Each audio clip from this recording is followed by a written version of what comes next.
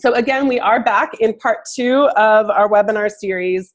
And today we're going to be focusing on the third and the fourth step, the framework for transformational leadership in this context.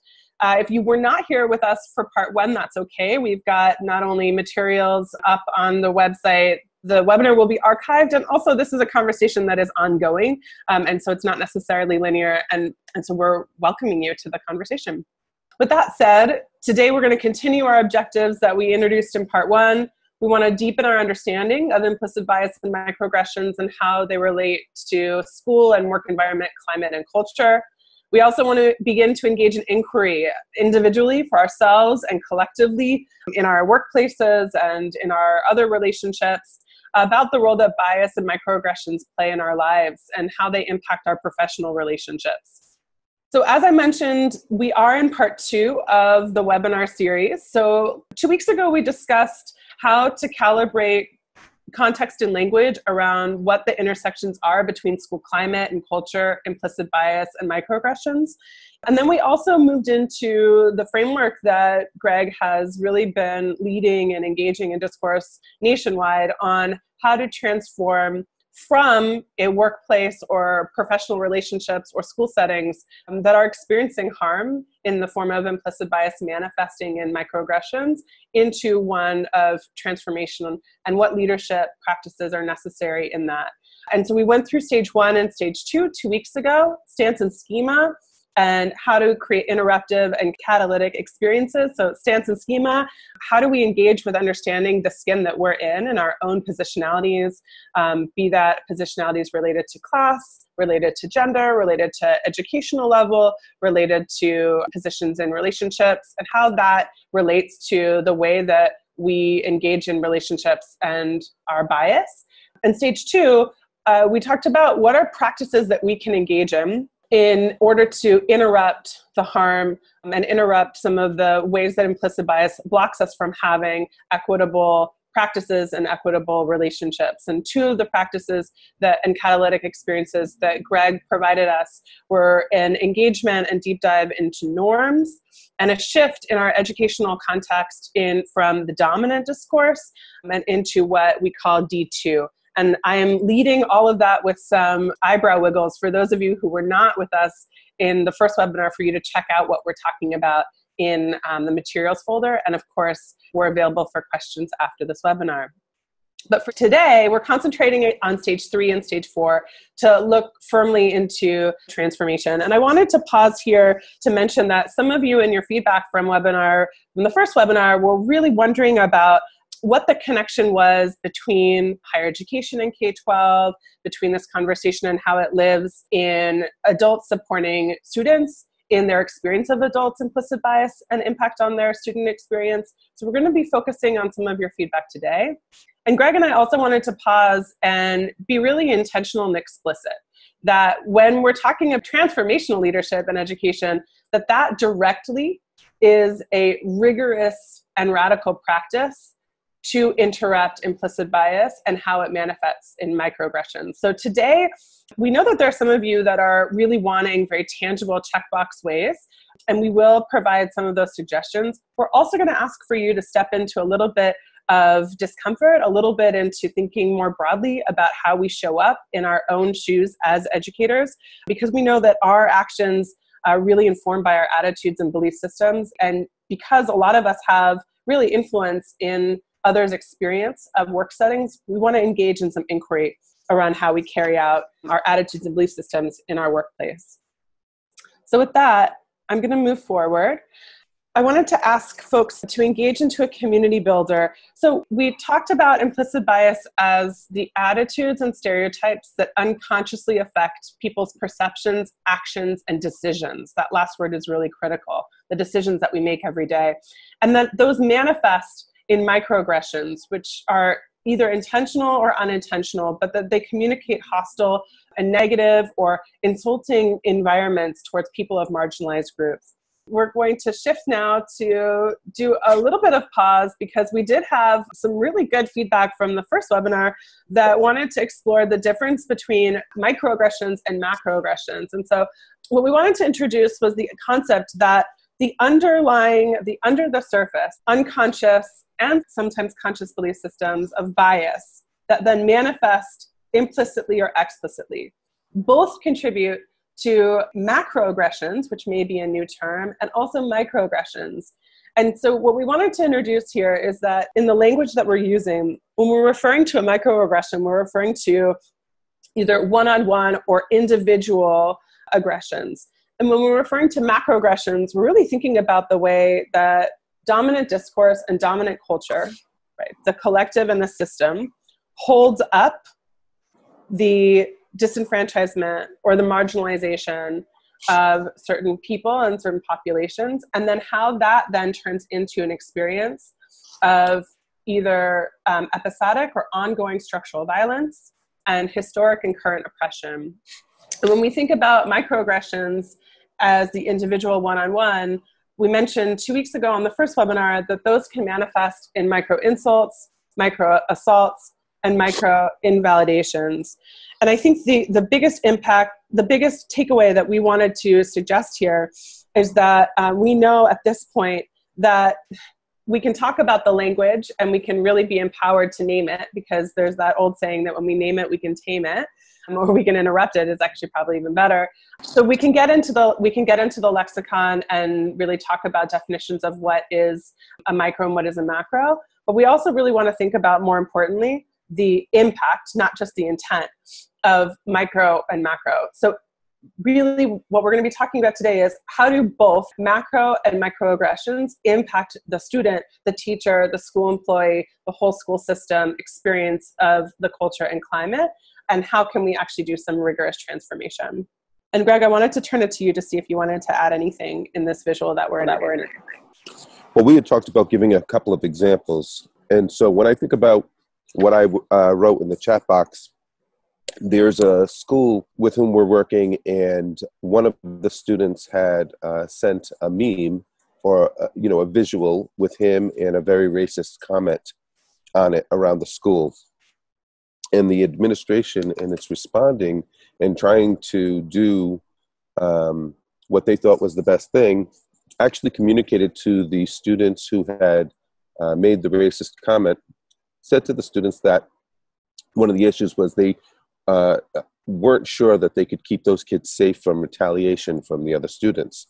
And I remember that the community's feelings about this was really strong, because it wasn't just saying, you can't do this and here's how we're going to handle it.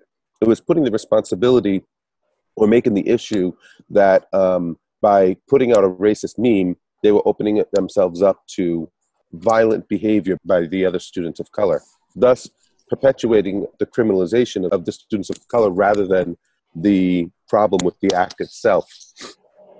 And I think that was a good example. When we were sitting talking about it, that felt like a very good example of a microaggression for me, because many of the families of color were really torn around the fact that this was an administration that was trying to do good, was trying to hold students accountable, and yet they were still left saying, did I just experience this? Am I feeling like there's something wrong? How do I negotiate so that the administration is still taking up this issue, but still have to advocate that the way it's happening is continuing with, perpetuating some level of bias around our children of color in the school? Yeah. Thanks, Greg, for that example. And I think part of what also was coming up for me when I was thinking about examples was recently, like in this past week, I've heard some discourse, we could call it D1, even D0, between educators that were explaining the achievement gaps by cultural explanations. So the reason that this particular student population, Black, Latino, Native, are not necessarily achieving what the dominant discourse for white students as kind of set up to be the level of what they should be achieving, was because of cultural explanations, either because of family settings or because of stereotypes around the students' behaviors and desires for learning. And actually, even the real explicit language was they don't have a commitment to learning. And so that's a real example of how we hear in our discourse educators showing and surfacing our bias explicitly around, and how that manifests in our expectations when we start to attribute the achievement gap by cultural explanation. I also heard in this last week in educator circles that I've been a part of teachers turning to other teachers of color, expecting them to speak for, quote unquote, their people. So when, for example, we're in a dominant workspace where the majority of folks are white or the majority of folks are cisgender female, that if there is someone who doesn't come from that skin, that the majority turns to the minority to have them explain and speak for their people. And that can be an incredibly sharp experience of a microaggression and a macroaggression together. And then the last example that I wanted to introduce was that 2 weeks ago, right after the webinar, I was involved and engaged in a teacher group that was really grappling with student achievement, and most of the discourse was focusing on the student problems that we're attributing to their achievement versus the conditions that create them, right? So it was the students choose not to come to school versus what are the policies and practices and potentially institutional blocks that aren't supporting students to want to come to school, to be able to come to school, or to feel safe at school. Those are examples of some institutional and cultural microaggressions and macroaggressions that I've heard this last 2 weeks. The other thing, if I may, that I want to surface again back to the feedback that we saw, when thinking about the difference between micro and macroaggressions, I think it's really important that we're clarifying the term. And if you read any of the pieces that we shared with you, this will surface it as well. But the term microaggressions is not to suggest that it's a small aggression. Mm-hmm. It's actually talking about the aggression is actually either covert or subtle enough that it leaves the person who's been microaggressed questioning, did that really happen? And so it's the subtlety of it. It's not about the intensity. And so I think it's very important for us to recognize that the component of that word that's micro is not to minimize its impact on the folks who are being microaggressed. And in particular, when we're talking about our most marginalized communities, the point is that these microaggressions are happening repeatedly, daily, and that there's the compounded impact versus the systemic, macro, overt aggression that people feel.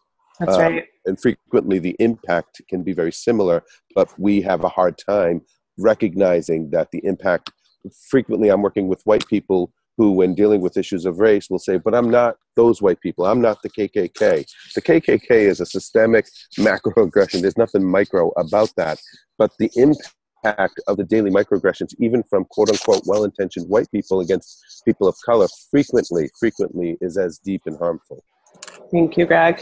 And we wanted to also lift up that I'm speaking to exactly what Greg was talking about in terms of the intensity of the impact, right? Not necessarily the intent, but the intensity of the impact, that there's an enormous body of research. I'm going to lift up one, Sue from 2010, who has really been proliferating this conversation around microaggressions. And what Sue's research finds is that the impact of microaggressions on students, anxiety, depression, lack of confidence, a feeling of worthlessness, intrusive cognition, and false positives, that we can hear that experience from students and we can either write it off and say that that's what students are experiencing, they're depressed, or we can actually get reflective about what conditions we're setting up in our school and potentially in the experience of micro and macroaggressions that are leading students to feel and experience this way, that then very much impedes and impacts their ability, desire, and openness, feelings of safety to show up in our conditions of learning and teaching. So I want to name that oftentimes in my trauma-informed education settings, when we're doing workshops and we're engaged in learning around trauma, we're often not naming implicit bias and microaggressions as inherent to the conversation. And so what we want to do during this webinar is to call in that all of this is intersectional, that when we're seeing students experiencing depression or experiencing anxiety, and our colleagues as well, that it's a time, instead of putting it on the individual to potentially get broad and to think about the culture and climate that we're setting, that's leading potentially this individual to be experiencing what they're holding on to. So I want to move forward, Greg, because we've got a lot to cover. And with that, I'm going to transition and hand it over to Greg to do the introduction and then to go deep dive into stage 3 into stage 4 for the conceptual framework of transformational leadership. So Greg, go for it. Great, thank you. So as a reminder, we went through this last time. If you're new, I would encourage you to either go back to the previous webinar or look at the article that's related to this framework to give greater detail of the first 2 stages. But the work that we do is centered around creating conditions for us to work through constant and continuous cycles of transformation in the face of the inequities that are embedded in our system. At the bottom, the first stage talks about stance and schema awareness, that we need to create conditions for us to be able to reflect, look in the mirror, understand who we are in the skin we're in, how we show up consciously or unconsciously. And when I talk about us showing up, it's not just us as individuals, it's our communities, but it's also our systems. Are we clear about the intent of our system, the design of our system, what it exists for, what the purpose of public education is, what the purpose of school is, etc. And this is where frequently we will begin to unpack or connect to some of the biases that are in place so that we have consciousness about those belief systems and priorities. From here, we want to be able to, and again, as I mentioned last time, each of these stages, there's work we can do. There's to create conditions and to foster a space where we're actively engaging in this work. It's not happenstance. The second stage is about creating conditions for interrupting inequities when they exist, having interruptive and catalytic experiences. And in this work, we're working not only with each other, but we're working as a community. It's not just individuals working with each other, but as a community, we're anchoring language, agreements, we're practicing skill sets and structures that allow us to be able to interrupt inequities when they surface, and stay in it, and stay in that interruptions through a transformational cycle.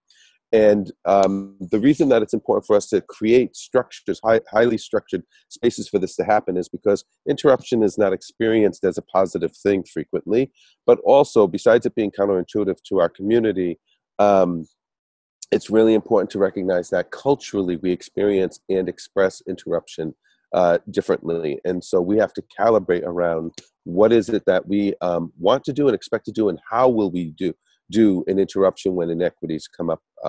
That's a lot of the work we talked about last time. And again, there's much, much more work that schools can do around that than even what we touched upon. What we'll be focusing on today are the next two stages. And the third stage is that of new meaning making. And the reason that this stage is important is that even when we interrupt inequities, frequently our educators, the vast majority who go into this field to do good, not to do harm. We actually are in this to do our best. When the interruption happens, when I recognize that my pedagogy, my practice, my decisions are actually playing out in inequitable ways, I may be very appreciative, but then I'm going to go and do my best, except I was doing my best when it led to that inequity. And so we need to create conditions to be more patient in our schools with the process, and to really sit and take time to understand our dilemmas in different ways. And this happens in 3 different spaces that you'll hear about in a moment. It has to happen on an individual level, it happens with people working in affinity, and it happens with people working across difference. And only then, when we have had the opportunity and support and time to understand our dilemmas, can we move to the 4th stage, which is about radical change and bold action. And when we talk about this later, hopefully what will surface and what you'll recognize is that when we are truly taking radical action and making radical changes through bold action, we're disrupting the status quo. And when we're disrupting the status quo, there will back. And so in addition to being able to think about and take action in a different way, we also have to create conditions that allow us to be prepared for the political and social pushback of success in the face of a system that wishes to remain in the status quo. And so this framework, and that's the quickest I think I've ever sort of gone through that, this framework guides a lot of the work that we think has to happen in schools, the conditions we need to create for that work to happen in school. But it's really important, as Leora said at the beginning, this isn't a one and done. There's not a manual where you say, if you do this piece of curriculum and this piece of curriculum, transformation will have occurred and we will be post oppression in our school or in our society. That this is a responsive cycle of transformation that is meant to be constant and continuous. And this work, while there is key work we can do to be in and to foster these stages of work happening, it's important that none of this work can happen, even with the conditions, none of this work can happen if we're not having that radical discourse, if we're not engaged in constant reflection and discourse that goes in the face of the dominant discourse or the status quo discourse that we referenced before. Excuse me. As we move into the next slide, as Leora said, we're going to focus on the last two stages. We'll ask that you just hold this question in the back of your mind. When do you study intentionally, both on your own in affinity or with allies across difference, in order to help make new meaning of the world and your relationship to it? So when do you study intentionally on your own? When is it that you're intentionally doing your own work because you are on your own journey? When do you intentionally work with people within affinity? And when do you intentionally work across difference in order to make new meaning of the world and your relationship to it? So I'm going to ask that you keep that in mind. That intentionally piece is critical, because this is the piece about creating conditions in our schools. That it's not just, we'll just have people count off and mix up voices. We have to actually really be asking ourselves, when are we creating conditions for people to do their own work so they can be focused on what they need to focus on most to progress? When is it that we're asking people to work in affinity and across difference by design because of it, the work that we are actually doing? And when we talk about affinity and across difference, obviously the context of our work has us constantly and continuously talking about race and how race plays out in the results and the experiences of our students. But really, that's because of what the data tells us is the inequities we least want to engage or deal with in our schools. The truth of the matter is, in our schools, when we're talking about across difference and in affinity, that could mean many different, that could play out with many different demographics. The only thing we ask is that you let the data of your students' experience and results guide you. And so if there were a cultural gap based on gender in a school, we would have to work in affinity and across difference based on gender, etc. And so we will default with race as it's the one that people want to speak least of, but it is transferable. So as we think about making meaning, as I said, there are three spaces. When we were working with teachers, we worked with a cohort of teachers who students, leaders, and data all had shared were folks that were teachers that were effectively working in a system while fighting against the hegemonic practices of the system to positive results of their students. And when exploring how it is that they got to be in the cycle of transformation, all the teachers, common to all the teachers was that they recognized they needed to do some work by themselves, that no two teachers had the exact same journey. And these were teachers that were committed to their own learning, their own reading, their own exploration, etc. It's wonderful when schools allow that and support that and create conditions for that, but these teachers were just recognized that was part of their own journey as individuals. They didn't punch in the morning and say, this is the type of educator I want to be, and when I punch out on, I'm a complete different human being. That there was a connectivity there. These were teachers that regularly met intentionally in affinity in order to do work with people who shared common experiences and common demographic traits. And the purpose of this work, while it ranged depending on the teacher and their experience, what was important was that there was commonality, that sometimes that space was for healing. Sometimes that space was for people to come and talk about the harm that they were experiencing and the skin they were in ways that others should not be part of or could not be part of. But then a big piece of that work in an affinity was also to form mentor relationships for folks who shared affinity with them, who had done the work before them that could mentor them, for folks who were new to the work that they could mentor. So that in affinity work was critical for accelerating their growth. And ultimately, the alone work and the affinity work both were for the intentional purpose of bringing people across difference together to construct solutions and new meaning making to the dilemmas and the inequities faced by their students. And that work, again, is work that has to happen very much for the mutual benefit of both of all the different affinities or all the folks across difference, but also to develop alliances across difference, because ultimately our job is to be not just educators but allies for our traditionally least reached students. And when we have practiced forging professional relationships that are based on alliances, we can transfer that skill as educators to our young people and their families as well. This quote comes from an administrator with whom we are working, who at this school, we have been facilitating affinity groups and supporting folks to be in race-alike affinity groups. Her quote is, "Even as a leader, I have felt isolated as a person of color. It makes me wonder how other people of color without the same authority in my school feel. When we came together in affinity, at first it was healing and cathartic, wanting our voices to be unapologetically powerful and to be heard. We supported each other to engage authentically and patiently as our school makes meaning of the inequities. We supported each other to come together in solidarity and with love and compassion." In this school, the teachers of color came together first because they needed to. They needed to come for that healing space. But as a result, that served as a catalyst for the white educators to come together in affinity as well. And what's really powerful is now, they were doing this on their own time, and now the school has come together and made that part of their regular meetings, that every so often within the school day, they will work in affinity, but it is by design that they then come back together. Not only do they share their learning with each other and make their learning transparent, but then they also will intentionally do cross-race collaboration immediately following their affinity groups so that they can continue the learning and do some of that meaning making across difference. So to our next slide, please.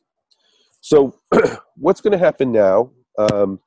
I know some folks are sharing computers, etc., but we try to, even though this is a webinar, Leora and I continuously try to make this as interactive as possible to activate different modalities of learning, but also because it's this type of reflection and engagement that helps us to internalize the work.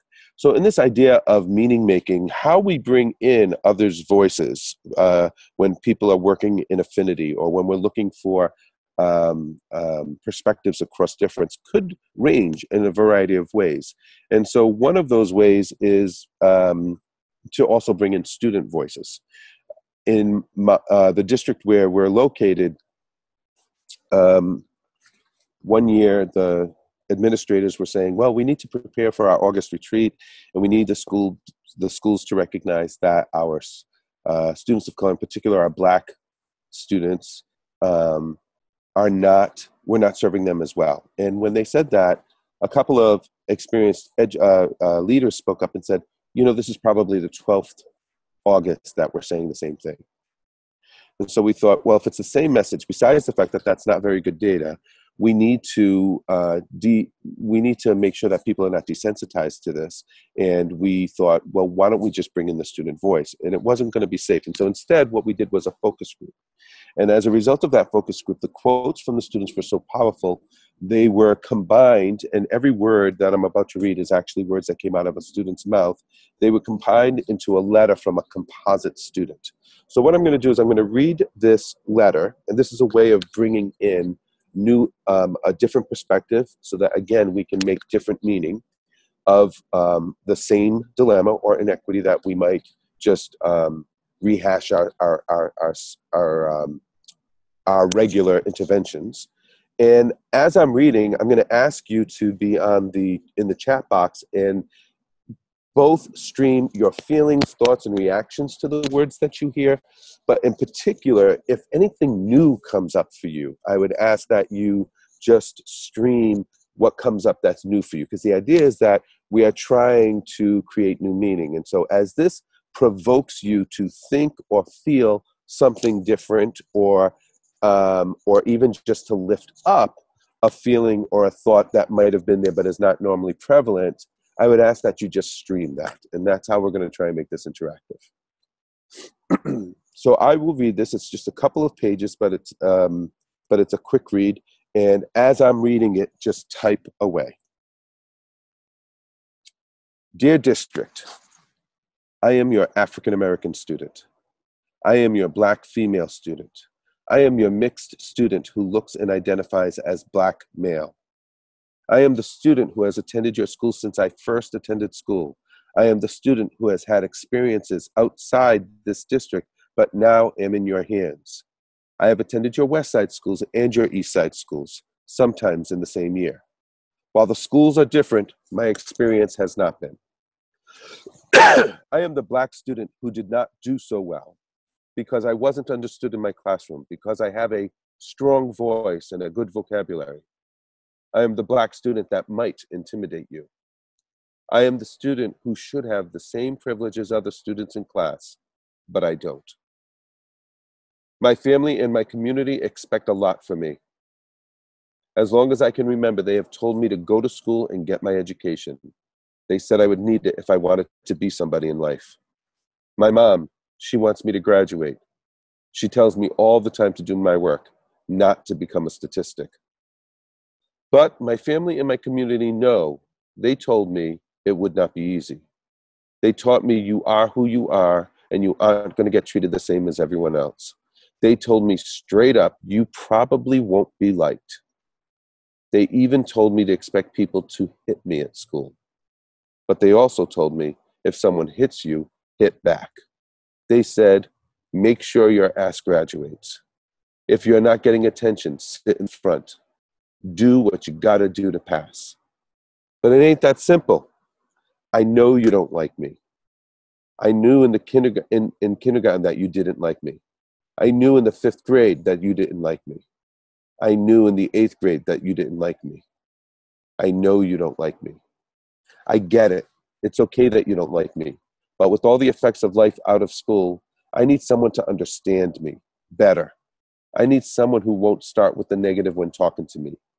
Even in your Black schools, where most of you and most of us are Black, when all you say is negative, I hear you. You are telling me I am a lost cause. Some of you act like you know me off the top, just because I came from a different school, or because you looked at a paper about me, or because you knew my brother, or someone you thought was my brother. I already know that that is what you do, and I hate it. I know what I need to do. I just need acknowledgement of what I am feeling and experiencing. Can you talk to me and ask me where I am coming from before you judge me because of what is going on or what I am doing? If you cannot, the conversation is over. I think I'm treated this way because you think Black people act a certain way. Not all of us do. I think you probably have past experiences. And since I'm Black, I got to put in the effort. Because I am who I am, I have to do more to get what I am entitled to. It's not enough just to do good work, even when I come in and am good right from the start. I don't even get noticed. But when I'm bad, I am deemed as bad because you had a bad student before who was Black. Mr. F, Mr. M, Mr. O, Miss Y, Miss K, I know you don't like me. I see you when you're having a conversation, and then when you see me, you stop. I believe you have something to say, but you won't say it. You are the same as the woman on the bus who grabs her purse when she sees me. But you do compare me to other students who are sitting still and not doing anything, and tell me that I won't amount to anything if I don't act the same. I hear your message. I am not going to pass. It is the same message even when I do the work or ask for help. When I do what you ask, you say nothing until I do something wrong. When I ask for help, you don't have time for me. Then someone else asks for help, and I see them get a lot of help and wonder, why not me? When I don't do what you ask, I get sat in the back, and then you don't come back there. I get sat somewhere you know you won't come. I have to sit in the front to get noticed, and still I see others getting all the help they want with doing so much less. Listen, I know you don't like me, but I need credits. I hear you. You are trying to push all your stuff on me and trying to convert what I am thinking to what you are thinking. I don't have patience to sit in your classrooms, so I fight a lot. Or I miss class a lot, but I need credits. You expect me to keep messing up. How is it that you gave me an F and an S?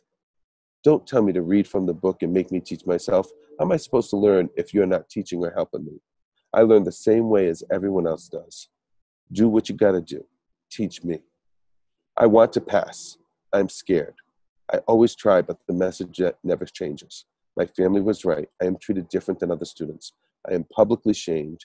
I am told that I am lazy, then left not to be bothered with. Still, I say, even though I know this is not my place. So as you were reading, Greg, there were some really powerful reflections from our virtual colleagues around the reflection of what it feels like not to be liked, the reflection of what it feels like to feel disposable or unseen or unheard. We had folks contribute with the passage of what it feels like to be handling conflicting and multiple expectations of family, of friends, of schools. And also how powerful it is to hear a collective student voice. And there's a lot of resonance with that. Yeah. Mm-hmm.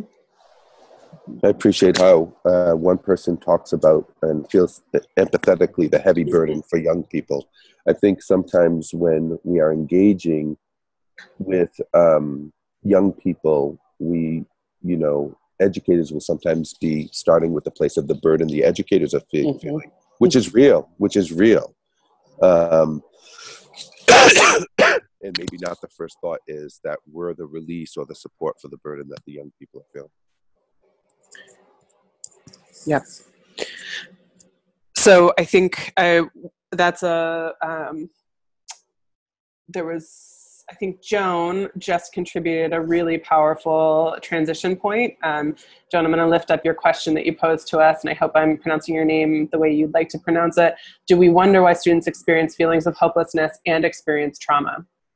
And I think that's a really powerful way to transition into our next piece. And please continue to put your feelings and your reflections in the chat box. Part of what that exact question, Joan, is the one that Greg and I wanted to lift up, in that a lot of us, as I mentioned earlier, are engaged in often simultaneous leadership work around trauma-informed care applied to education or applied to schools, and then also equity and culturally responsive work, or one or the other. And part of what we wanted to introduce to the conversation is to be really explicit of how they are not only interconnected, but inherently interdependent into one another and feed one another.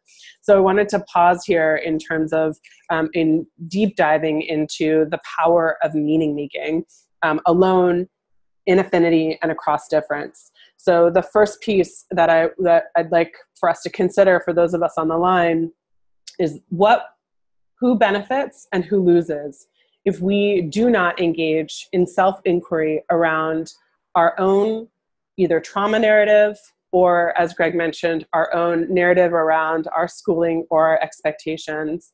And part of what I'm calling into this is that, for example, if we do not investigate and do some alone reflection over what we are bringing ourselves as adults into the system, then we're not able to do any interruption. So there's all this stuff happening unconsciously or consciously through our words and our actions and our decisions that are informed by our narrative, one that we might associate with trauma or one that we might associate with healing. Part of what, for me, and I often say that those of us who come into this work, that we're either here to replicate our experience or we're here to rectify our experience.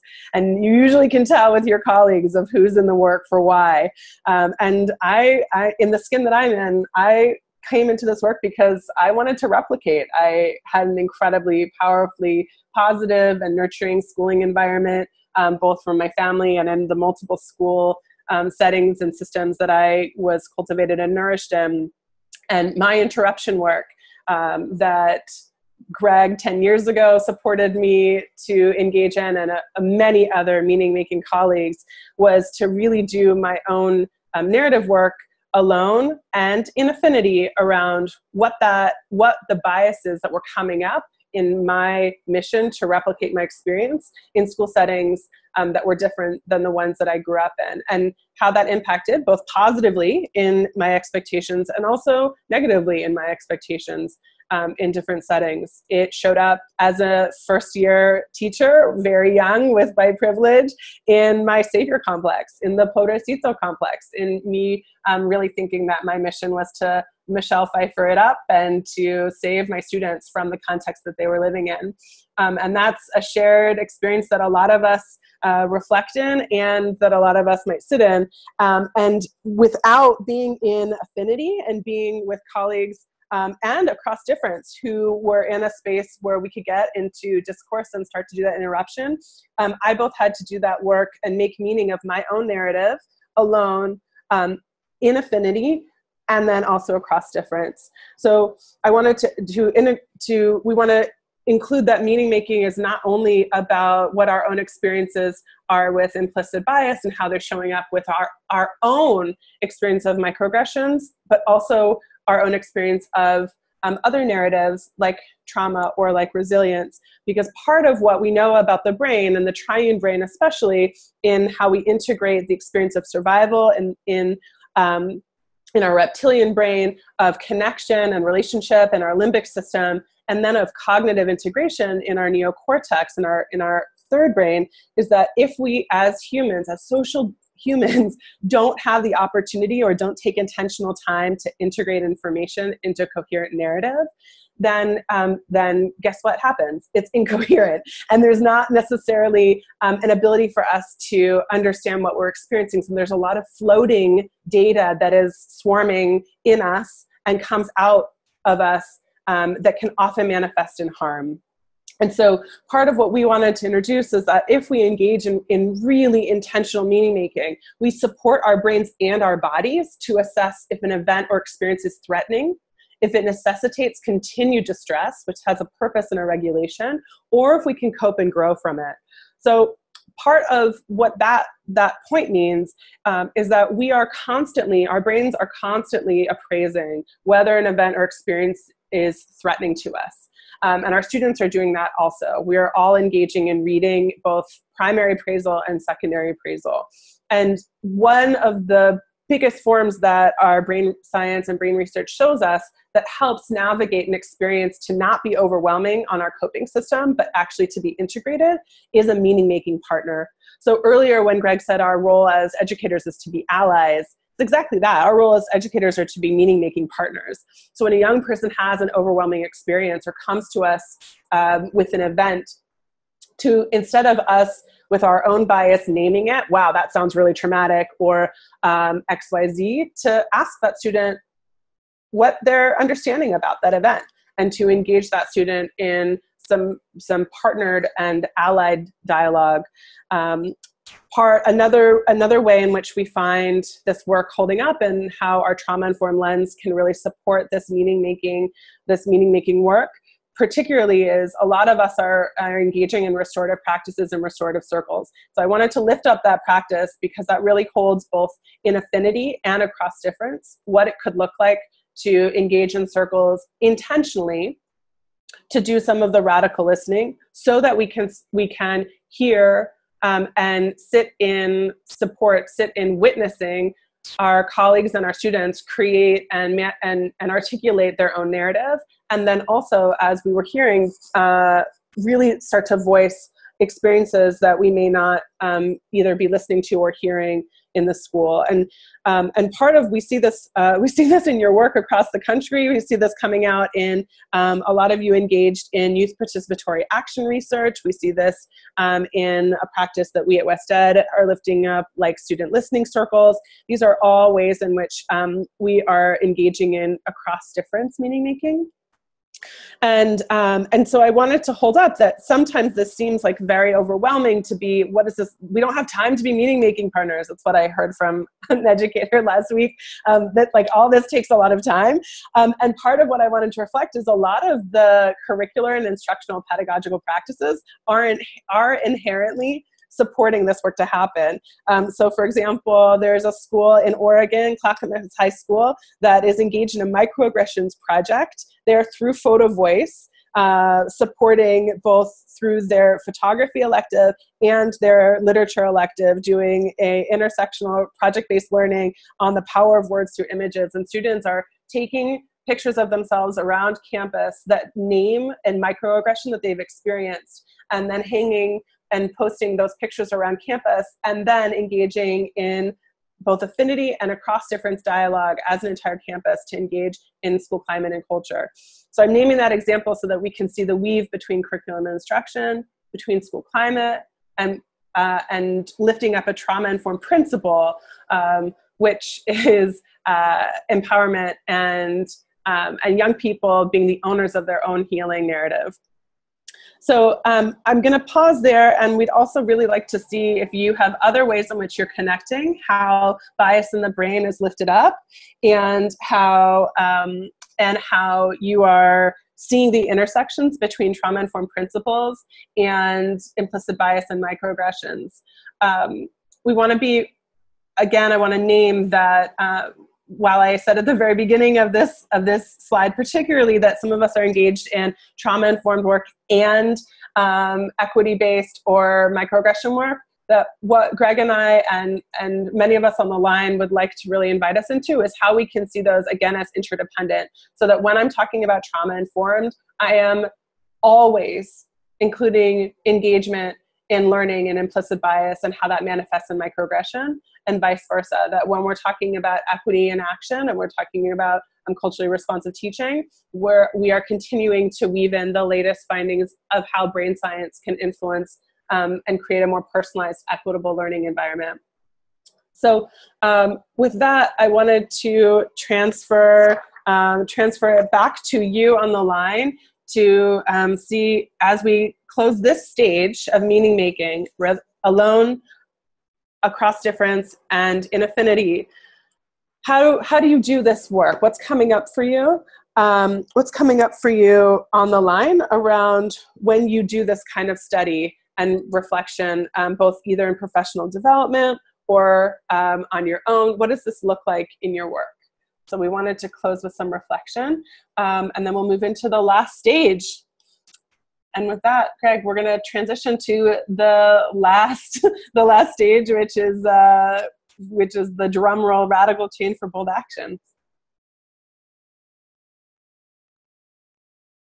Sorry, I forgot to unmute. Thank you.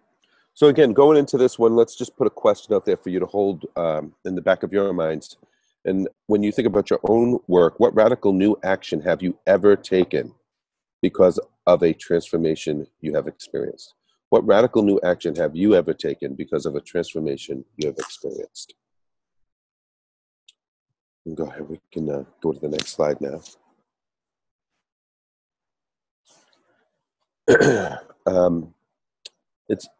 This is a powerful quote for me. We can't teach what we don't know, and we can't lead where we won't go.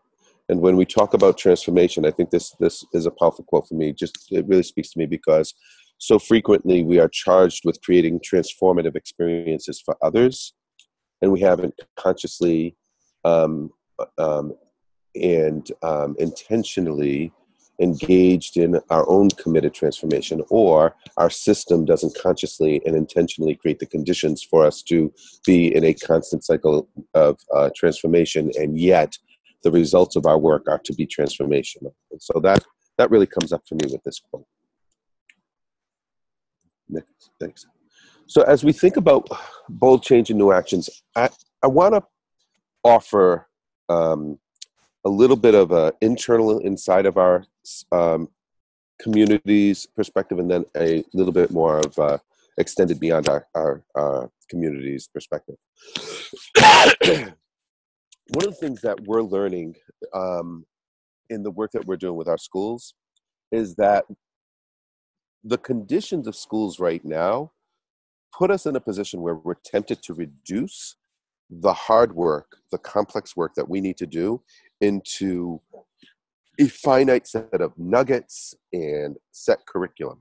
And the truth is we need to be responsive to the needs of our communities. A number of years ago, here in California, the state identified its lowest performing schools. And those schools that fell in the lowest 5% of performance across the state were told that they needed to come up with major redesign and interruptive action plans for their work. And what happened was that in response to there being these schools being not good, a lot of interventions were put in place that allowed them to improve over the course of 3 to 5 years, and then the resources were pulled away.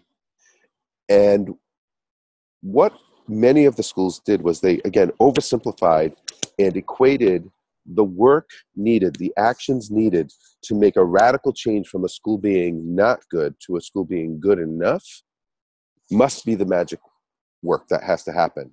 And so there's a number of schools with whom we're working that actually did really good work improving from being a bad place, an unhealthy, a harmful place for students, to be in a place that was functional, that was actually doing a much, much better job with its students.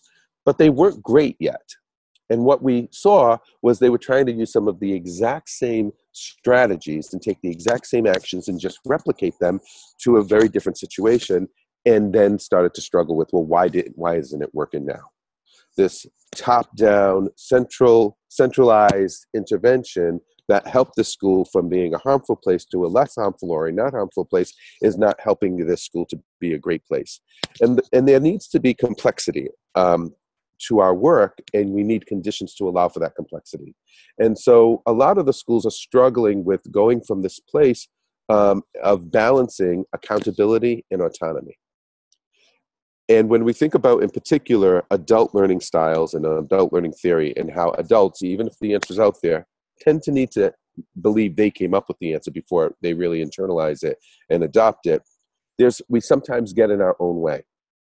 And so the question that our schools are struggling with is, how do we foster a sustained shift of practice when the work that needs to happen for shift to take place is going to change over time? And so we need to be able to be mature enough to hold the complexity of the ins and outs of this tension between autonomy and accountability. And when we're talking about autonomy, autonomy needs to be earned. And autonomy is not just anarchy. It's not just freedom. It's not anarchy.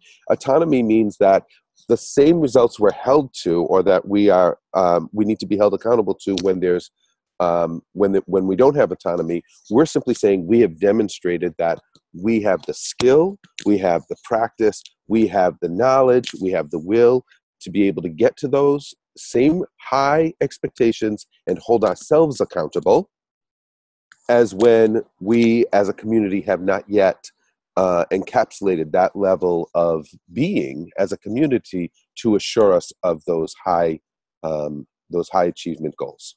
And so when we're thinking about autonomy, it's important to know that the conditions needed when we're in a place where we have autonomy, the autonomy we want, the conditions that allow for that to happen are time and resources. We can't just give autonomy and hope it happens. We have to give explicit time. We have to give resources for people to be able to work on their own.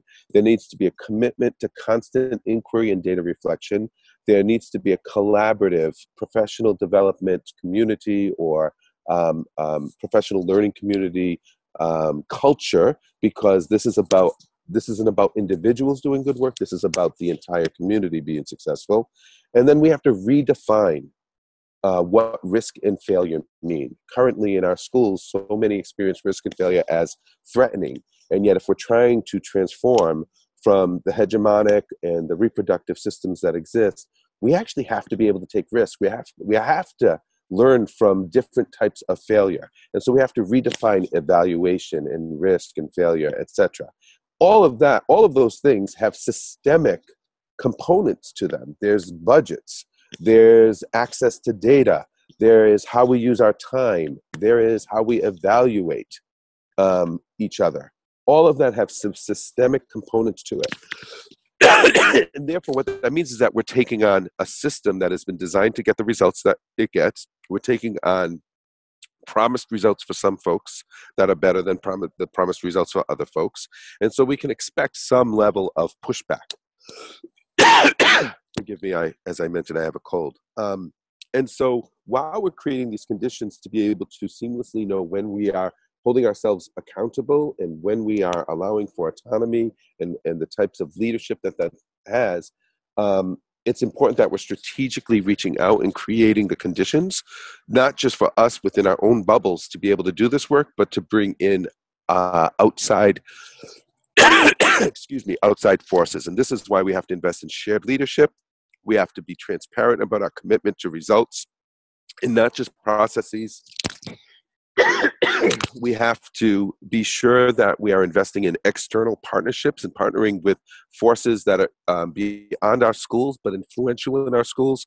And again, as I mentioned before, we have to rethink evaluation, not just from a professional within our profession, but the support and evaluation of our communities themselves. So there's a lot of thinking when we get to the radical actions and bold, the radical changes and bold actions that we need to take. And it's moving from some of the micro to the macro. And this is where, to be very honest, it's when schools find themselves effectively closing any of the racialized or demographic achievement gaps that the system is designed to respond with macroaggressions.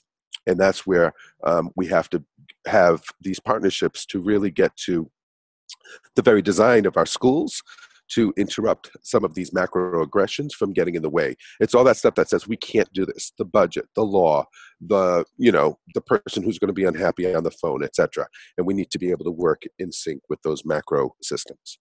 So, given that I'm choking, I'm actually going to put my stuff on mute and move to the next slide. I got it.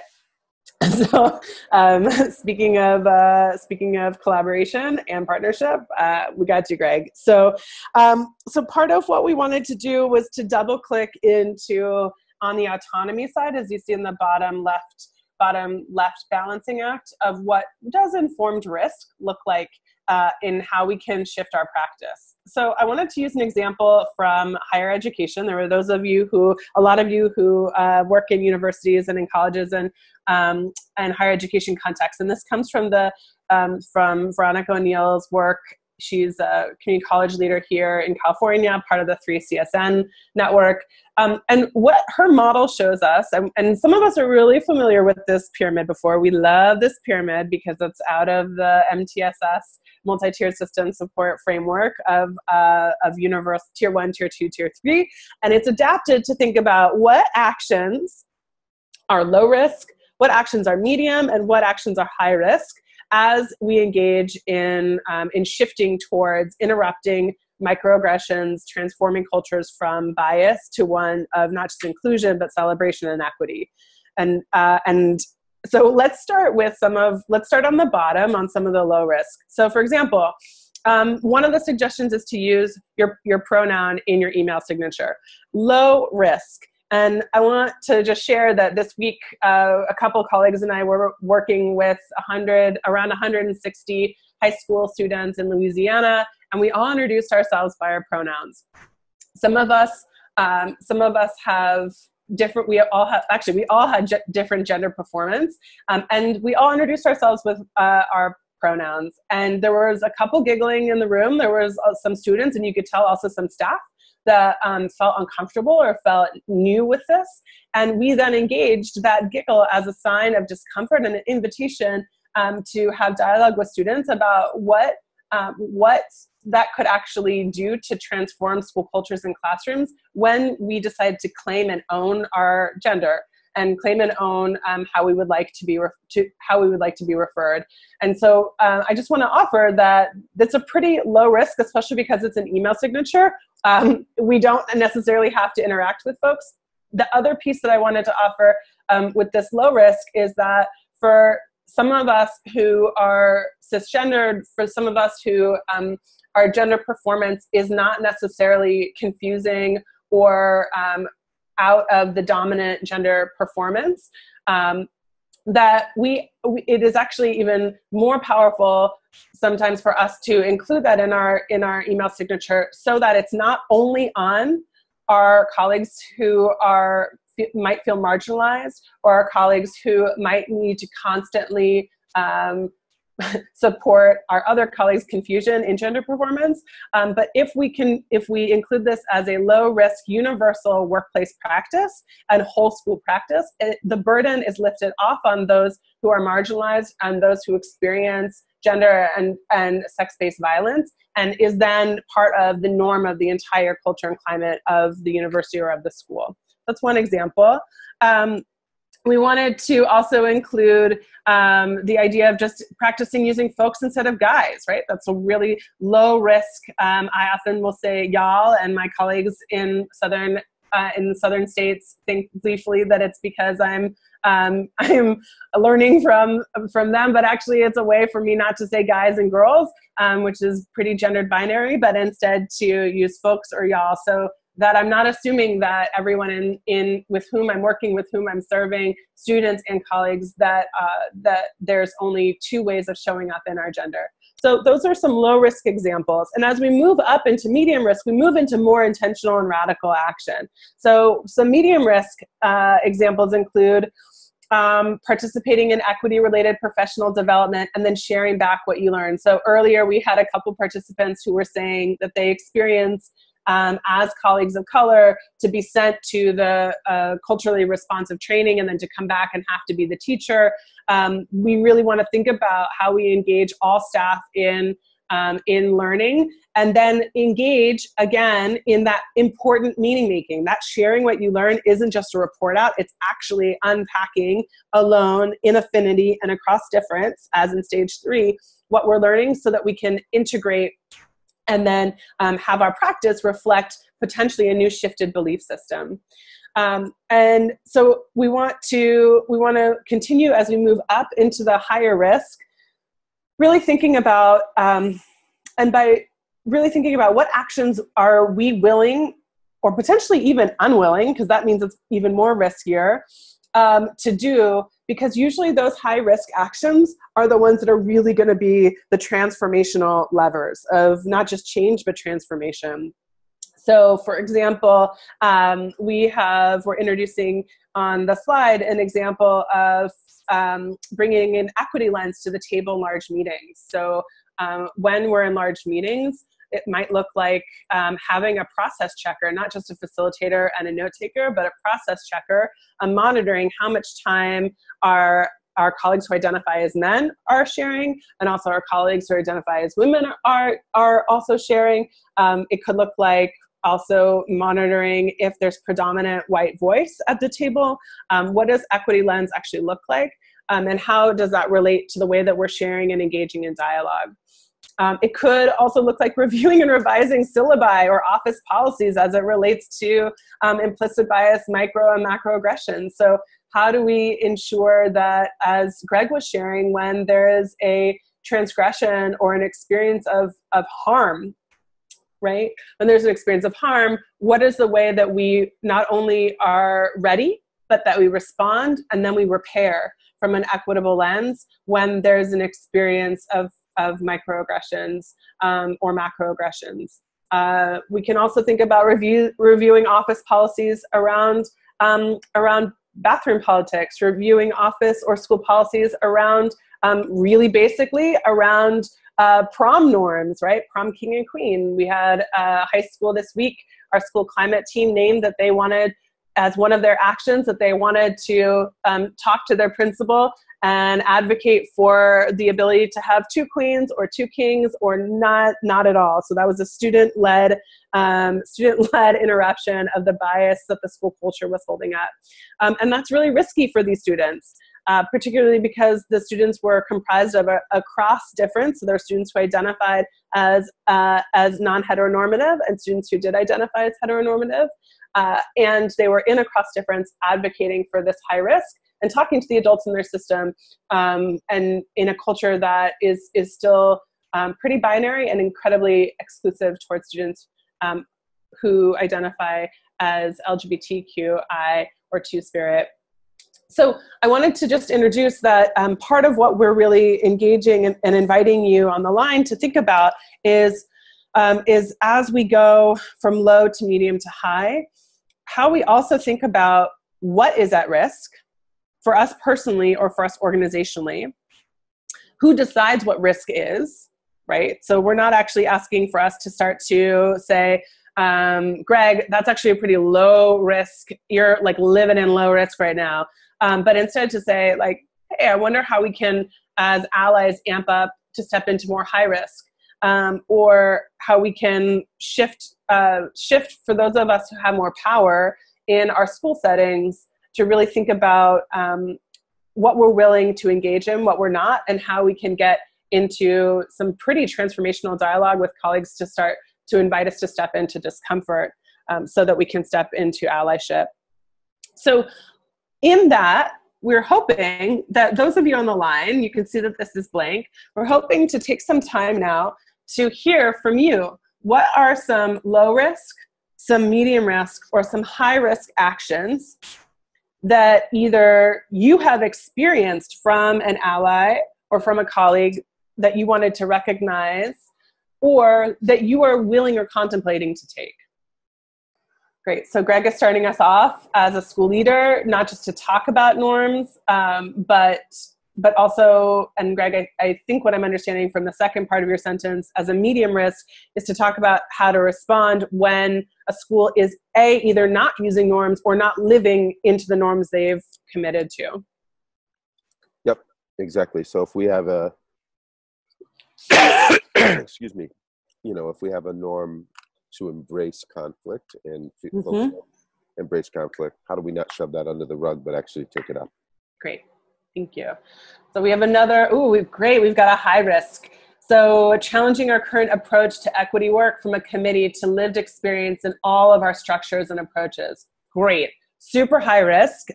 Committees, we love, our world, we just love committees and work groups. And we're very good in our field of creating committees to focus on equity. And so part of the work is to think about how do we move the dialogue and discourse and commitments just from that committee to actually live in the fascia, to live in the entire body of the whole school climate, whole school culture. That's super hard. Great. Low risk. Placing a gender or non-binary or LGBTQ flag on our door, right? So that's like that I think is referring, Catherine, to a lot of the safety zone work. And I also want to name that their Educators for Fair Consideration a couple of years ago was learning from safe zones in the sense that they were creating insignias that educators could put on their doors that would support students to know that that educator was an ally if you were undocumented, and that you could come to that educator for support or questions or comments about your status. So that's another way. So high risk, calling out that our economic justice work in CTE is related to reparations. Very high risk. So there's a lot of complication there of getting to the root of vocational/CTE, the structure and the origin of CTE culture, and engaging in dialogue about how it's either replicating, perpetuating, or holding up our history of oppression and structural violence. Great. Oh, these are such great examples. Changing safe space to brave space. Beautiful. So we know that, and again, this speaks back to what we're learning about brain science. Safety is needed from a brainstem perspective, but from our neocortex for actual higher learning, we actually need to step into discomfort so that we can bridge new neural synapses and get into that neuroplastic goodness of making new connection and making new meaning. So we want to actually get into brave space. These are great. Okay.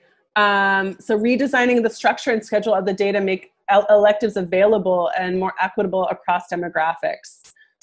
Interrupting tracking. So I know, Amy, that you identified that as medium. That is definitely medium, and I know that there are some schools that would absolutely see that as high risk, especially what it could feel like as an educator to call out the tracking practices that are going on and that students are experiencing. Great. So as we move forward, this is part of the transformational leadership practice of really doing some deep reflection work about what risks you're willing to take, in what context, for whom, and by whom. And again, our question to all of us is, who wins and who loses when risks are taken, or actually risks are not taken? And I think we want to really think about, especially from a place of equity, that there are those of us that really need to identify risks and that scary piece when it feels unsafe, but that we need to step into, more than unsafe, just uncomfortable, because in that discomfort is often where transformation happens. So I'm hoping that we can put more and more ideas up in the chat box. And before we move, we're going to move into deep diving into another small, low risk example that Greg will lead us in. But I want to say, as your virtual facilitator, that all of us are engaging in risk, even being a part of this conversation right now. And I know that there are many of us on the line that are engaged in medium and high risks constantly. And that in itself can be incredibly emotionally exhausting. And so part of this work about being in transformation is to think about how both, again, alone, in affinity or cross difference, we can create healing spaces so that we are continually refueled to do the risk work that needs to happen for those whose lives are at risk, and those who are experiencing consistent violence and consistent lack of safety and consistent disenfranchisement. So on that note, I'm going to pass it to Greg. Great, thank you.